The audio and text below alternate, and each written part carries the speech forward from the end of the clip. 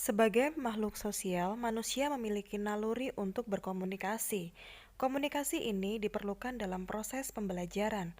Antara guru dan siswa harus menyampaikan pesan yang dapat diterima satu sama lain supaya pembelajaran itu bisa berhasil. Pada kesempatan kali ini, kelompok kami akan mempresentasikan bagaimana penerapan prinsip desain dalam pembelajaran. Saya akan mempresentasikan tentang teori komunikasi. Baik, untuk bagian pertama yaitu pengertian. Untuk pengertian umum komunikasi yaitu memberitahukan dan menyebarkan informasi, berita, pesan, pengetahuan, pikiran, nilai-nilai dengan maksud dan tujuan untuk menggugah partisipasi orang lain agar hal-hal yang diberitahukan menjadi milik bersama antara orang yang menyampaikan informasi atau komunikator dan orang yang menerima informasi atau komunikan. Baik, berikutnya adalah komunikasi sebagai proses.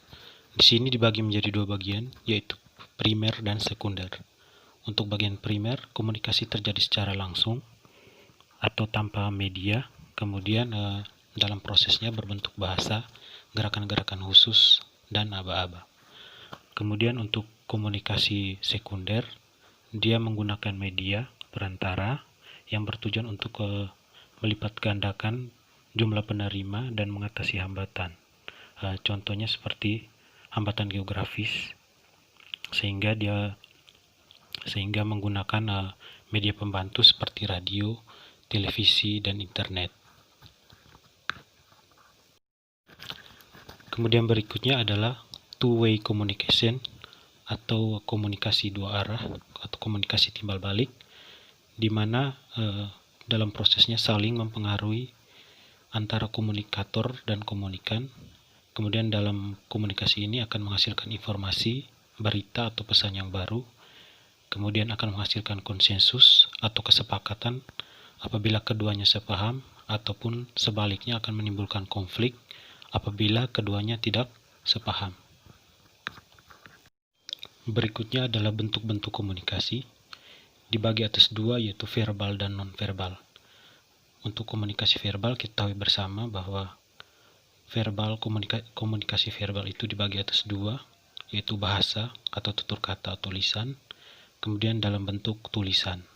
Kemudian dalam komunikasi verbal terdapat dua sisi, yaitu sisi pemberi atau komunikator, kemudian sisi penerima atau komunikan. Cara yang dipakai oleh komunikator atau pemberi itu bisa dengan cara berbicara dan juga dengan menulis. Kemudian cara yang dipakai oleh komunikan atau penerima biasanya dengan membaca atau mendengar. Kemudian Brooks dalam bukunya Speech Communication membagi komunikasi nonverbal menjadi beberapa bagian. Yang pertama, paralanguage atau parabahasa, di mana poin dari paralanguage ini adalah penekanan nada pada kata-kata tertentu. Misalnya seperti kata ya yang bisa berarti mengiyakan, sanggup, setuju, ataupun arti-arti yang lain, tergantung pada penekanan nadanya. Kemudian sign language atau bahasa tanda, atau bisa juga disebut dengan kode, di mana komunikasi ini menggantikan kata-kata atau bilangan dalam contoh gerakan-gerakan tertentu, seperti gerakan jari untuk menggantikan angka, ataupun pada tahap yang lebih tinggi yaitu komunikasi untuk orang-orang bisu dan orang-orang tuli. Berikutnya ada action language atau bahasa aksi, di mana komunikasi ini menekankan pada ekspresi yang ditampilkan, baik itu ekspresi muka maupun gerakan-gerakan. Misalnya makan dengan cepat itu bisa mengartikan bahwa seseorang lapar atau dia sedang tergesa-gesa. Begitu pula dengan cara berjalan, kita bisa menilai seseorang itu sedang tergesa-gesa atau sedang santai. Kemudian object language atau bahasa benda, di mana perwakilan dari kata-kata atau bahasa-bahasa diwakili dengan penampilan benda-benda tertentu. Contohnya seperti cincin tunangan atau cincin nikah. Kemudian juga penggunaan warna hitam dalam suasana duka. Kemudian tactile communication atau komunikasi taktil, yaitu komunikasi yang berdasarkan pada sentuhan atau rabaan, di mana komunikasi ini sering atau bisa dibilang komunikasi yang paling dasar dalam tingkatan kehidupan manusia. Contohnya seperti usapan di rambut dari orang tua untuk anak-anak yang bisa memiliki arti sayang atau rasa bangga. Kemudian komunikasi berdasarkan jumlah orang yang terlibat itu dibagi menjadi 3, yaitu intrapribadi, antarpribadi, dan komunikasi publik. Untuk intrapribadi yaitu terjadi dalam diri seorang individu, merupakan kegiatan neurofisiologis atau sistem kerja saraf manusia. Kemudian untuk antar pribadi terjadi antara 2 orang atau dalam kelompok kecil, kemudian bersifat formal atau informal. Contohnya seperti komunikasi di warung-warung kopi atau kafe, atau dalam suasana formal seperti wawancara kerja. Kemudian untuk komunikasi publik, ciri-cirinya adalah seorang pembicara dan publik, massa atau halayak sebagai pendengar atau penerima pesan. Ini sering kita jumpai pada saat kampanye politik. Kemudian prinsip-prinsip pokok dalam komunikasi. Yang pertama, arti dalam komunikasi. Arti berada dalam individu atau seseorang. Arti adalah respon internal yang diberikan individu terhadap stimuli atau rangsangan. Kemudian arti adalah hasil dari faktor-faktor dalam diri individu yang dihubungkan dengan faktor fisik di sekelilingnya. Kemudian orang yang mempunyai arti yang serupa bila mereka mempunyai pengalaman yang serupa atau mengantisipasi pengalaman yang sama. Kemudian arti tidak pasti dan tidak tetap. Ketika pengalaman berubah, maka arti pun ikut berubah. Prinsip berikutnya adalah gangguan dalam proses komunikasi. Ini dibagi menjadi 3 bagian, yaitu gangguan dari sumber pesan, gangguan dari pesan itu sendiri, dan juga gangguan dari penerima pesan. Yang pertama, gangguan dari sumber pesan. Contohnya pemilihan kata atau kalimat atau tanda yang sulit dimengerti penerima. Kemudian sumber pesan tidak memahami dengan baik kemampuan dan latar belakang penerima. Kemudian gangguan dari pesan itu tersendiri, contohnya seperti penyampaian pesan yang terlalu cepat sehingga tidak bisa ditangkap oleh penerima, atau bunyi pesan yang terlalu keras dalam komunikasi lisan.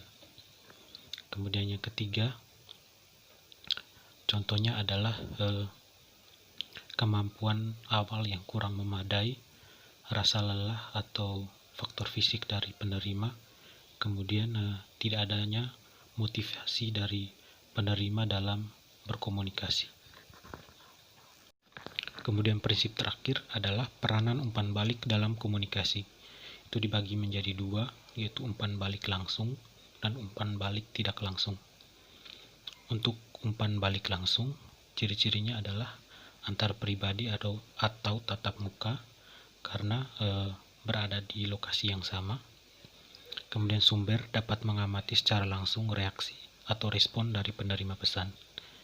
Kemudian yang berikut, untuk umpan balik tidak langsung, yaitu sumber pesan dan penerima pesan tidak berada di tempat yang sama. Kemudian untuk umpan balik tidak langsung ini bisa menggunakan komunikasi lewat media massa seperti radio, televisi, surat kabar, dan lain-lain. Sekian dan terima kasih. Pembelajaran yang mengandung informasi diberikan dari guru oleh siswa itu harus dikemas dengan cara-cara tertentu atau penyampaian komunikasinya harus sesuai dengan karakteristik siswa. Hal ini akan dikemas dalam bentuk berbagai media, bisa media cetak, bisa berupa media audio maupun audio visual berupa video. Hal ini akan digunakan untuk mempermudah siswa dalam memahami informasi yang diberikan. Jika informasi itu sudah mudah dipahami oleh siswa, maka hasil belajar yang diperoleh siswa pun akan meningkat, bisa tentang nilai atau bagian keterampilan.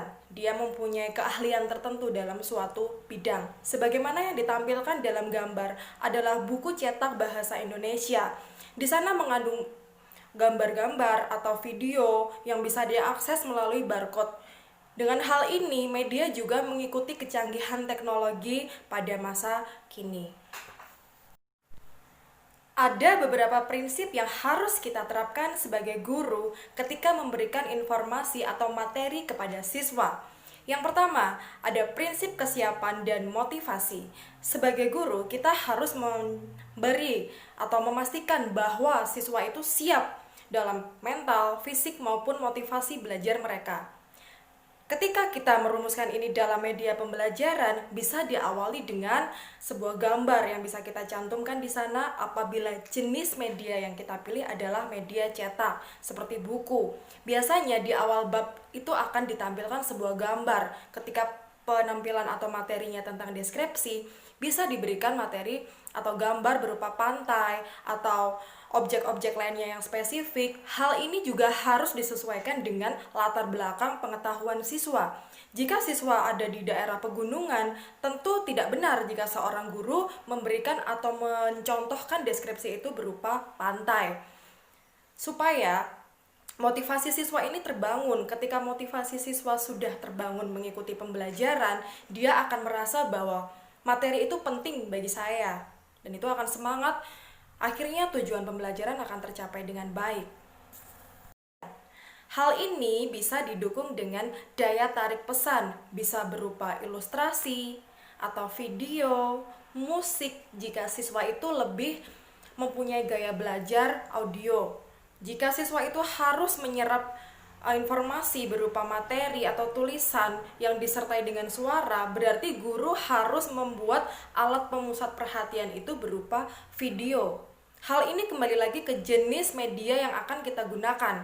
Misalkan saja dalam contoh yang saya berikan, ada pembuka dalam suatu bab. Di sana diberikan ilustrasi gambar karena bentang alam Indonesia dalam teks laporan hasil observasi. Akan dijelaskan berbagai rempah-rempah yang ada di Indonesia yang bisa diamati secara mandiri di rumah siswa. Di situ didukung juga dengan barcode. Ketika ada barcode itu bisa di-scan, maka akan ada video yang bisa kita berikan ke siswa, maka akan terlihat juga, oh seperti ini ternyata rempah-rempah yang ada di Indonesia. Tentu saja jenis alat pemusat perhatian ini kita sesuaikan dengan karakteristik pengguna media. Pengguna media di sini bisa guru dan siswa. Terlebih sasaran utama penerima pesan kita ini adalah siswa. Jika materinya tentang puisi misal, berarti bisa dibuat alat pemusat perhatian ini berupa audiovisual atau musikalisasi puisi yang kita putarkan.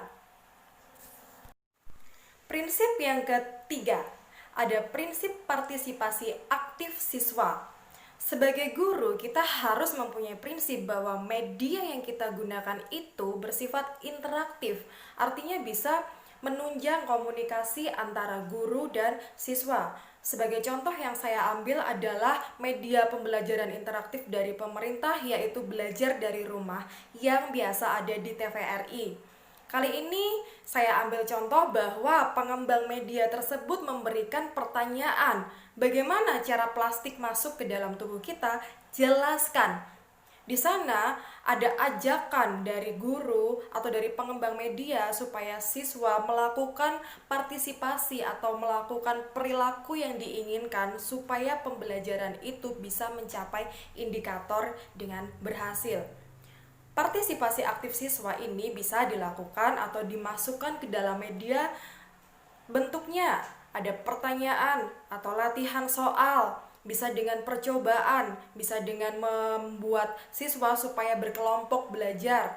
Bisa juga dengan pembelajaran kontekstual. Pembelajaran kontekstual ini misalnya kita memutar materi tentang tarian. Di sana kita harus menyelipkan video-video tari daerah tertentu, daerah Jawa ini misalkan tari Gambyong. Ini bisa kita peroleh dari berbagai sumber yang kredibel. Prinsip yang keempat, ada prinsip umpan balik atau feedback. Sebagai guru, kita harus mempunyai atau berkemampuan memberikan umpan balik ke siswa. Umpan balik di sini diartikan sebagai koreksi atas hasil belajar siswa. Di sini koreksi harus diberikan sesegera mungkin setelah siswa menjawab. Jawabannya entah benar atau salah, kita harus segera mengapresiasi. Jika pembelajarannya secara langsung tatap muka, tentu saja apresiasi itu bisa dengan mudah kita berikan kepada siswa. Oke, kamu benar. Mohon maaf jawabanmu belum tepat. Yang tepat adalah begitu. Sebagai contoh yang saya tampilkan adalah aplikasi pembelajaran bahasa Inggris Duolingo. Di sana ketika audiens atau pembelajar menjawab keliru, maka ada panel merah yang mengindikasikan bahwa jawaban itu keliru sebenarnya, tapi diberikan umpan balik atau koreksinya seperti apa. Jawaban yang benar ternyata misalnya apakah dia memiliki asuransi. Jadi artinya itu sudah diperbaiki oleh pengembang. Umpan balik tentunya mempunyai tujuan, yakni supaya pembelajar tidak melakukan kesalahan pada pembelajaran berikutnya. Prinsip yang terakhir ada prinsip pengulangan. Prinsip pengulangan atau repetisi ini bertujuan supaya pembelajar bisa mengingat informasi atau materi itu secara lama di memori kita. Tentu kita sebagai manusia mudah lupa, bukan? Jangankan anak-anak, kita saja yang sudah dewasa mudah lupa. Oke, prinsip repetisi ini bisa dilakukan atau dikemas dalam media cetak berupa ringkasan biasanya, atau ternyata dalam sebuah buku pembelajaran itu dicantumkan jurnal. Jadi di sana siswa diminta untuk melakukan atau doing something, yaitu membuat jurnal ringkasan. Dia misalnya harus mengobservasi dulu, kemudian dia harus memberikan catatan. Karena kita harus ingat juga, dengan prinsip apa yang kita baca, kita akan ingat sedikit. Tapi apa yang kita lakukan dan kita baca, kita akan ingat banyak dan dapat menerapkan dalam kehidupan sehari-hari.